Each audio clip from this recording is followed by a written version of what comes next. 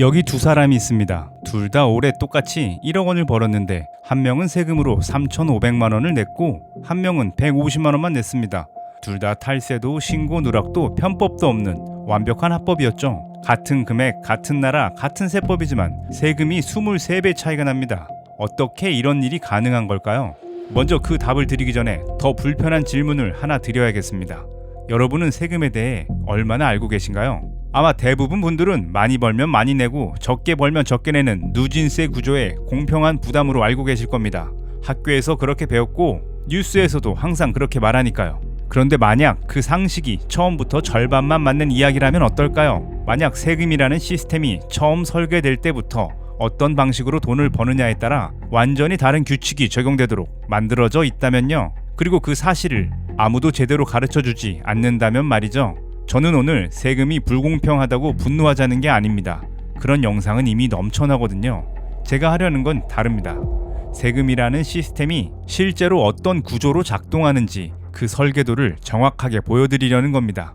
왜 이 설계도를 봐야 할까요? 이유는 단순합니다. 여러분이 지금 이 순간에도 세금을 내고 있기 때문이죠. 월급을 받을 때, 물건을 살 때, 이자를 받을 때, 심지어 담배를 피울 때도요. 그런데 자신이 소득 대비 실제로 몇 퍼센트를 내고 있는지 정확히 아시는 분이 과연 몇 명이나 될까요? 세율표는 공개되어 있고 국세청 통계도 매년 발표됩니다. 정보는 숨겨져 있지 않아요. 하지만 아무도 이것을 연결해서 설명해 주지는 않습니다. 이 구조가 지금처럼 유지되어야 이익을 보는 사람들이 있기 때문입니다. 세금을 모른다는 건 단순히 지식의 공백이 아니라 지금 이 순간에도 계속되는 실질적인 손해입니다. 연봉이 오를수록 자산이 쌓일수록 이 구조를 모르는 대가는 기하급수적으로 커집니다. 오늘 저는 세 가지를 보여드릴 겁니다. 세금의 실제는 무엇인지 교과서 말고 진짜 속성을 말이죠. 영상이 끝날 때쯤 여러분은 세금에 관한 어떤 뉴스를 들어도 전과는 다른 질문을 하게 될 겁니다.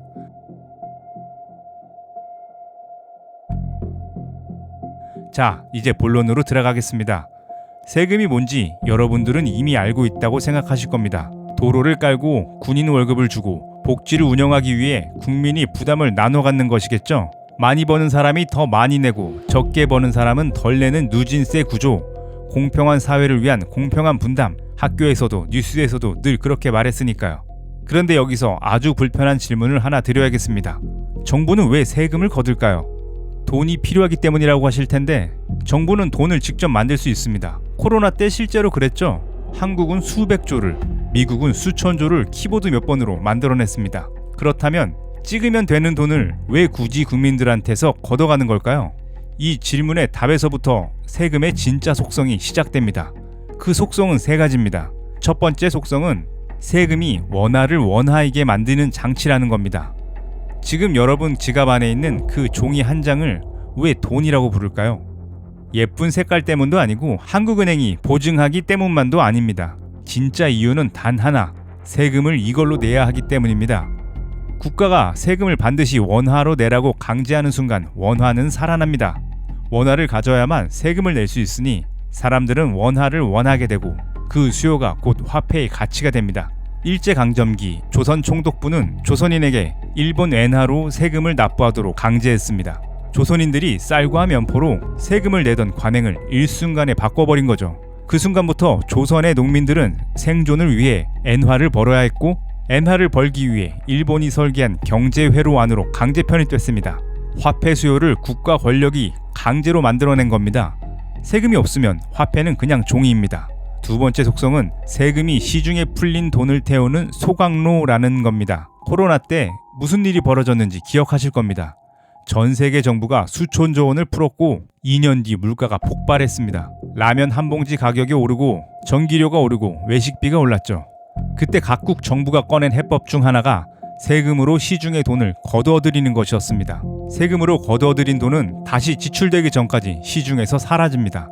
태워지는 거죠. 그렇게 물가를 끌어내리는 겁니다. 그래서 경제학자들은 인플레이션 자체가 일종의 세금이라고 합니다. 국가가 돈을 마음껏 찍을 수 있는 것처럼 보이지만 그게 가능한 이유는 나중에 세금으로 거둬들일 수 있기 때문입니다. 세금이라는 소각로가 없으면 정부는 돈을 찍는 순간 물가 폭주를 멈출 방법이 없습니다. 세금은 국가 금고를 채우는 도구가 아니라 화폐 시스템 전체의 균형을 잡는 압력 조절 밸브인 것입니다. 세 번째 속성이 오늘 영상의 핵심입니다. 세금은 처음부터 중립적으로 설계되지 않았습니다. 누진세 구조가 있으니까 많이 버는 사람이 더 내는 것 아니냐고 하실 겁니다. 표면적으로는 맞습니다. 그런데 세금 시스템에서 얼마나 버느냐보다 훨씬 더 결정적인 변수가 있어요. 바로 어떻게 버느냐입니다. 같은 1억이라도 어떤 방식으로 벌었느냐에 따라 세금이 완전히 달라지도록 설계되어 있습니다. 이것이 앞에서 던졌던 그 질문의 답입니다. 3,500만 원을 낸 사람과 150만 원만 낸 사람, 차이는 단 하나였습니다. 어떤 방식으로 그 1억을 벌었느냐입니다. 세금에는 누구도 가르쳐주지 않는 세 가지 법칙이 있습니다. 첫 번째 법칙은 세율표보다 소득의 종류가 가장 먼저 결정된다는 겁니다. 대부분의 사람은 세율표를 먼저 떠올립니다. 1,200만 원까지는 6%, 5천만 원까지는 15%, 이런 식으로 구간이 올라가면서 세율이 높아지는 그 표 말이죠. 그런데 그 표가 적용되기 훨씬 전에 더 중요한 질문이 먼저 처리됩니다. 이 소득이 어떤 종류의 소득인가? 라는 질문입니다. 한국 세법은 소득을 크게 나눕니다. 근로소득, 사업소득, 금융소득, 양도소득. 종류마다 세금 계산 방식이 완전히 달라집니다. 직장인의 월급, 즉 근로소득은 원천징수로 매달 자동으로 빠져나갑니다. 본인이 선택할 수 있는 여지가 거의 없고 소득이 높아질수록 최대 49.5%까지 세율이 올라가죠. 반면 금융소득은 다릅니다. 이자나 배당으로 번 돈이 연간 2천만 원 이하라면 15.4%로 분리과세가 되고 건강보험료도 붙지 않고 근로소득과 합산조차 하지 않습니다. 완전히 별개의 게임인 겁니다. 숫자로 한번 볼까요? 직장인이 연봉 외에 추가로 2천만 원을 더 벌었다고 가정해보죠. 그게 야근 수당이나 부업 수입이라면 기존 소득과 합산되어 최고 구간 세율이 적용됩니다. 그런데 그 2천만 원이 예금이자나 배당금이라면 15.4%만 내면 끝입니다. 같은 2천만 원인데 어떻게 벌었느냐에 따라 세금이 2배 이상 차이가 나는 거죠. 둘 다 완벽하게 합법입니다. 두 번째 법칙은 실현하지 않으면 세금이 없다는 겁니다. 세법에는 아주 단순하지만 거대한 원칙이 하나 있습니다. 소득은 실현되는 순간에만 과세한다는 원칙입니다. 아직 손에 쥐어지지 않은 이익에는 세금을 매기지 않는다는 뜻이죠. 직장인의 월급은 통장에 찍히는 순간 실현됩니다. 그런데 주식은 다릅니다. 보유하고 있는 주식이 10배가 올랐어도 팔지 않으면 세금이 없습니다. 100억짜리 주식을 갖고 있어도 팔지 않는 한 그 수익은 과세 대상이 아닌 겁니다. 세상에서 가장 부유한 사람들이 놀라울 정도로 낮은 세금을 내는 이유가 바로 여기 있습니다. 아마존의 창업자 제프 베이조스는 한때 자산이 230조 원이 넘었지만 연봉은 약 1억 원 수준이었습니다. 주식을 팔지 않았기 때문입니다. 대신 그는 주식을 담보로 돈을 빌렸습니다. 이자가 2에서 3%인 대출을 받아 생활비를 충당했죠.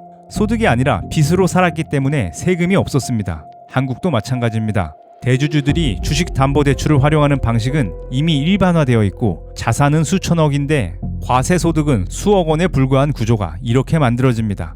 핵심은 이겁니다. 근로자들은 실현을 미룰 수 없지만 자산가는 실현 시점을 스스로 통제할 수 있습니다. 언제 팔지를 결정할 수 있다는 것, 그것이 세금에서는 압도적인 차이를 만들어냅니다.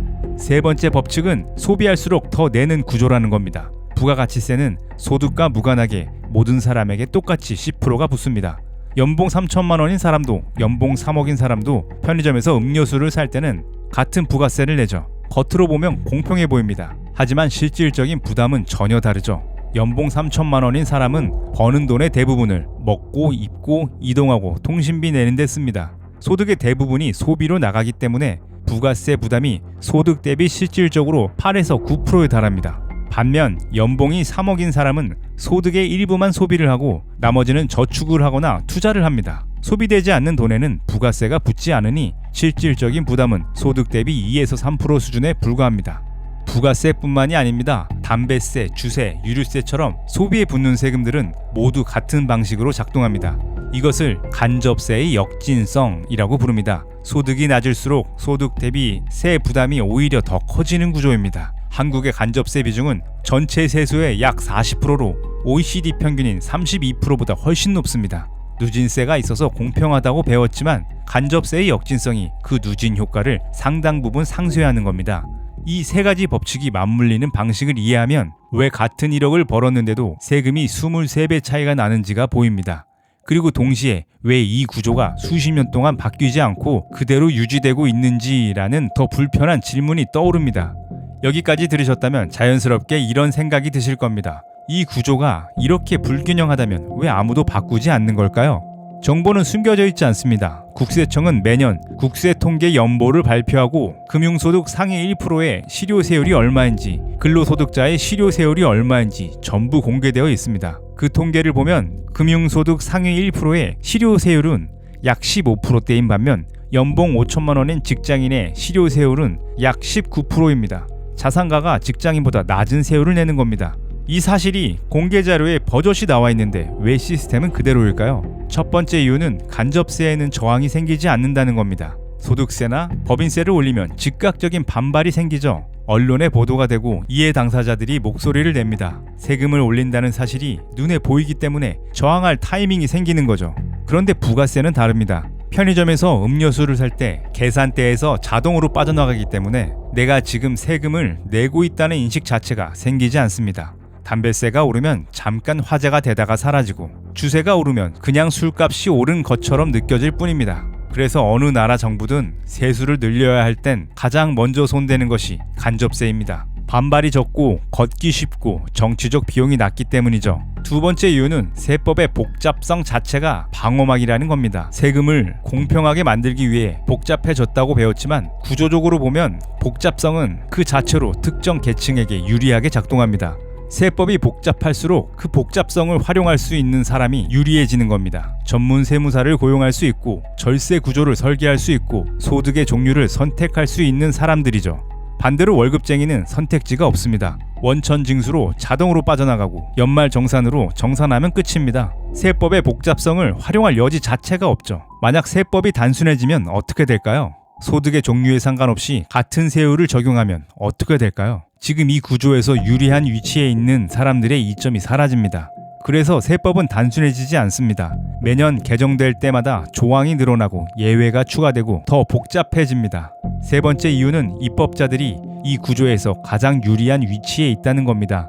세금 구조를 바꾸려면 국회에서 법을 바꿔야 하는데 공직자 재산 공개 자료를 보면 상당수의 의원들의 자산이 부동산과 금융자산으로 이루어져 있습니다. 근로소득이 아니라 지금 세금 구조에서 유리하게 취급받는 바로 그 소득들이죠. 자기 게임의 규칙을 스스로 바꿀 이유가 없는 겁니다. 이것은 악의의 문제가 아닙니다. 자신에게 불리한 방향으로 법을 바꾸는 것은 어떤 인간에게도 자연스러운 행동이 아니니까요. 간접세는 저항이 없고 복잡한 세법은 아는 사람에게 유리하고 규칙을 바꿀 수 있는 사람들이 현재 규칙의 수혜자입니다. 세 가지 힘이 같은 방향을 가리키고 있는 한 시스템은 관성대로 움직일 겁니다. 자, 지금까지 세 가지를 봤습니다. 세금이 실제로 무엇인지, 왜 같은 1억인데 세금이 23배 차이가 나는지, 그리고 왜 이 구조가 수십 년째 바뀌지 않는지. 오늘 이 영상 하나로 세금 구조가 바뀌지는 않습니다. 하지만 한 가지는 달라집니다. 여러분이 다음에 세금과 관련된 뉴스를 볼 때 전과 다른 질문을 하게 된다는 겁니다. 예전에는 이런 질문을 하셨을 겁니다. 세율이 얼마인지, 세금을 올리는지 내리는지. 그런데 이제는 다른 질문이 먼저 떠올라야 합니다. 어떤 소득에 적용되는 세율인가? 간접세는 어떻게 바뀌는가? 실현 과세 원칙은 유지되는가?